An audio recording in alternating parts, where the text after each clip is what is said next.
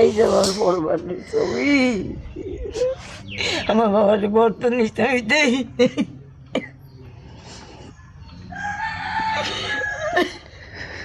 আসসালামু আলাইকুম। এই মুহূর্তে এমন একটা অসহায় পরিবারের সাথে আমি বসে আছি যে আপনারা ঘরটার অবস্থা দেখতে পাচ্ছেন, যে ঘরের কি অবস্থা। আর হইলো এই যে ছোট্ট বাচ্চাটাকে দেখতে পাচ্ছেন, ওর বাবা নেই। আর ওর যে দাদিকে দেখতে পাচ্ছেন, তারও আসলে হাজব্যান্ড নেই। মানে এই পরিবারে ইনকাম করার মতো কেউ নেই এবং তাদের ঘরের অবস্থা এই। তো আপনার বাচ্চা কাচ্চা কয়জন? দুইজন। দুইজন? জি। তো বাচ্চার ওর বয়স কত? 3 বছর। তো আপনার হাজবেন্ড মারা গেছে কতদিন আজকে? আজকে 10 মাস চলতে আছে। জি। তো আপনার বড় বাচ্চা কি ছেলে নাকি মেয়ে? মেয়ে। জি। 7 বছর। 7 বছর। জি। আপনার হাজবেন্ডের কি হয়েছিল? সাপে আঘাত করছে। জি। সাপে আঘাত করার পরে মারা গেছিল? জি। তো সাপে আঘাত করছিল কোথায় বসে? বিলেতে। জি। বিলেতে? উনি কি কাজ করতো কোথায়? এই বিলি যে কাজ করতো। যে বিলে কাজ করতো? কি কাজ করতো? ওই হামজা চালাইতো গেছে। যে মানে কৃষির জমির ওই মেশিন চালাইতো? জি। আচ্ছা আচ্ছা। সাপে কামড় দেওয়ার পরে মারা গেছে। হাসপাতালে নিতে পারছিলেন? নিচে যে নিয়ে হাঁটতে পারে ওদিকে মারা গেছে। যে নিতেই মারা গেছে? জি। ওতেই মারা গেছে। আপনার হাজবেন্ড কত বছর বয়সে মারা গেছে? এই 35 এরকম 30-35। 30-35? জি। আইডেন্টি কার্ডে আছে। আর আপনার জামাই মারা গেছে কবে দাদি? আমার জামাই মারা গেছে এই যে 10 বছর কাল, পুরা 10 বছর। পুরো 10 বছর।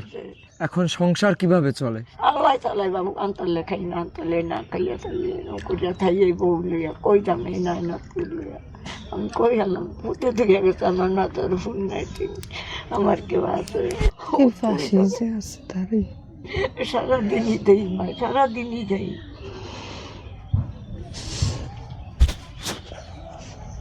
ওনার ইনকাম কিরকম ছিল যখন ছিল? তখন মোটামুটি খারাপ হতে সংসার তখন চলতো মোটামুটি? জি।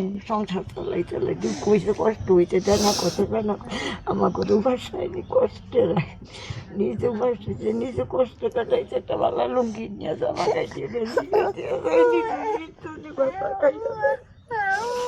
বলতো দেয়নি মায়ের, এইভাবে চালাইয়া গেছে। তো আপনার ছেলে যখন বাইসা ছিল তখন মোটামুটি সংসার চলতো, জি। ডাল ভাত খেয়ে চলতো? জি। আল্লাহ আল্লাহই চালাইছে। খাওয়াইছে, এইখানে কোনো আলাপ পাইনি।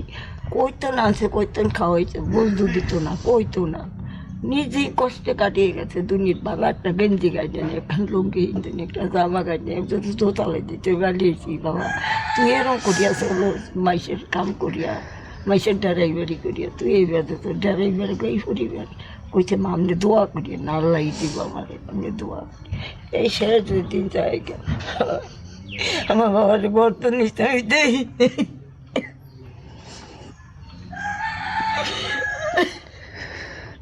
এই যে আমার পরিবারের ছবি।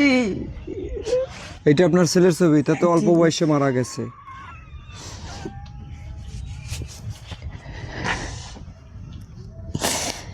আপনাদের জন্য মানে যেই মানুষটা কিছু টাকা সাহায্য করছে আপনাদের জন্য, সেই টাকা দিয়ে কি করতে পারি আমি? ঘর করিয়া দেন আমার করে, দয়া করিয়া বাবা তুই আমার ছোট উঠতে লাইন, তুই আমার ঘরটা করিয়া খাইয়া তুই না খেতে বাবা বাসক তো না বাসন তোর দোয়া করবো আমি, মাথাটা ঘুরিয়ে জায়গা দিয়ে দে বাবা আমার। আপনার কাছে ঢুকিছে, আর কিছু চাই না, আর কিছু না। ফাঁসক তো নামাজ ছড়ি আপনি করে দোয়া করতে পারি।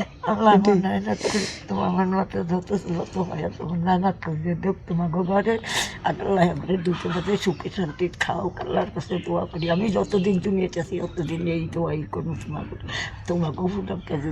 যে টাকাটা দিছে, কিছু টাকা দিছে আপনাদের সাহায্য করার জন্য, তাহলে আপনাদের ঘর করে দিলে আপনারা আপনাদের নাতি বাকি বউরে নিয়ে মাথা গোজার ঠাইটা পাবেন। যে এখন তো দেখা যায় বৃষ্টি পড়ার আগে আপনার ঘরে পড়ে যায়, এই যে পুরো ঘরের মধ্যে ভেজা। তো ঘর করতে আনুমানিক কত টাকা লাগবে জানা আছে?